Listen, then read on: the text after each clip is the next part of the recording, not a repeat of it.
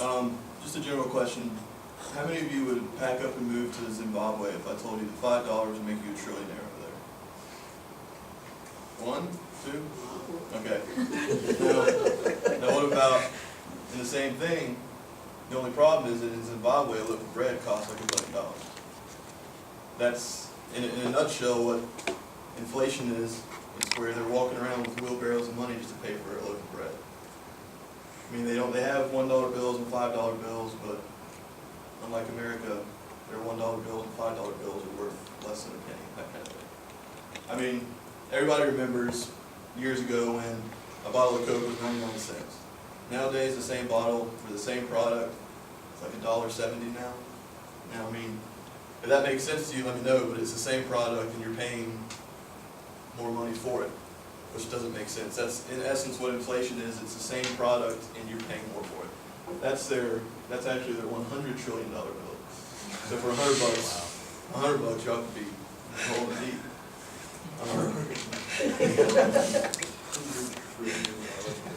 Can you imagine? But anyway, inflation in America is not as bad. Obviously, none of us have one of these in our wallets, but it is pretty bad. And to explain why it is, we have to kind of go back and explain how it happened. President Lincoln was the first president that printed a dollar that was accepted everywhere.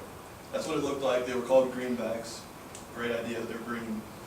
And he printed a bunch of them. It paid for the Civil War, which was a big deal, and it paid for everything that we know today. It just changed into the dollar.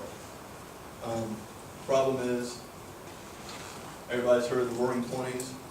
You get there, you can spend money like crazy. It's literally millions of dollars changing hands. When you spend, and then you buy, the market goes up, and it hits rock bottom, which is the Great Depression. At that point, the dollar that you have in your pocket was worth dirt on the ground. It wasn't even worth its weight in the paper it's printed on. But all that, World War II happened, wars make money, the dollar went back up to normal, and you all see those great pictures of families having fun, and it was, the money went back up. The Vietnam War hit, and that war cost us $30 billion, which $30 billion today would be somewhere around $10 trillion. And the problem is, when the Vietnam War broke out, at the end of it, the government said, how are we going to pay for this? They don't have the money for it, so they got the bright idea to just start printing off slats of money from printing presses, and they literally just threw $30 billion into the economy. Now, if I gave you all $5,000 right now, would you really be making any money? Because everybody now has $5,000, so it's not worth anything. But from there, that's a printing press. You can see they roll these things off in probably millions of dollars a day. But like I was saying earlier, when that happens, when they print all this money, and you all now have $5,000, that Coke now costs $600, and you look like this guy walking around with a wheelbarrow full of, well, that's German money, because that was in World War I, and it got so bad that a $1 would make you $8.9 trillion in Germany, and that's probably going to buy milk or something. That's literally walking around with wheelbarrows of money. And now, I know you've all probably seen the famous Fort Knox, which currently, right now in Fort Knox, there's 5,046 tons of gold. That sounds like a lot of gold, but in reality, it's only 278 billion.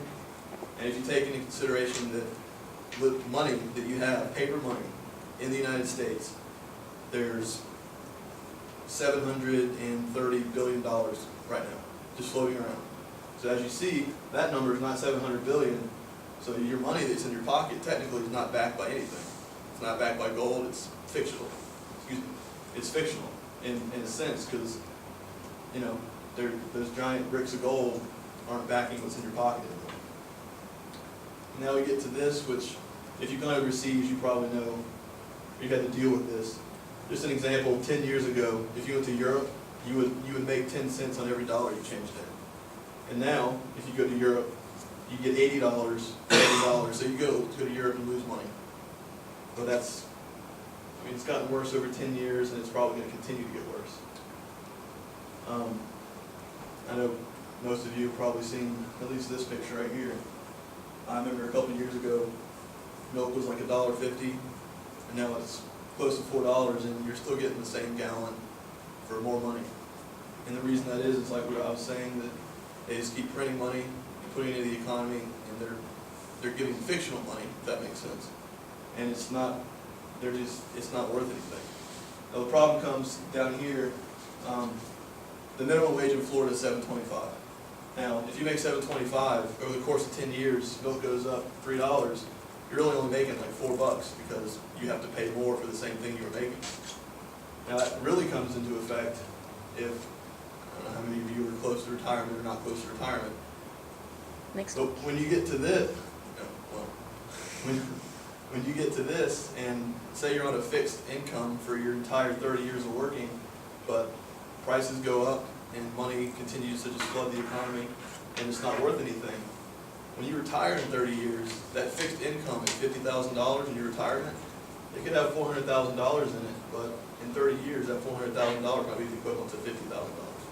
So that's where it affects, I mean, you all as just consumers, because it's rising, and unfortunately, we're not all getting raises every day. But I mean, hopefully, kind of explains, I guess, a little bit about why that Coke went from 99 cents to $1.70 now. And I mean, besides the Vietnam War starting and costing billions of dollars, and that's where they started printing money, where it comes to now where it's not even backed. I mean, the dollar you have in your pocket is backed by $17 billion in debt. You see that number on the news all the time. And if you go onto the website, it continuously racks up debt every second.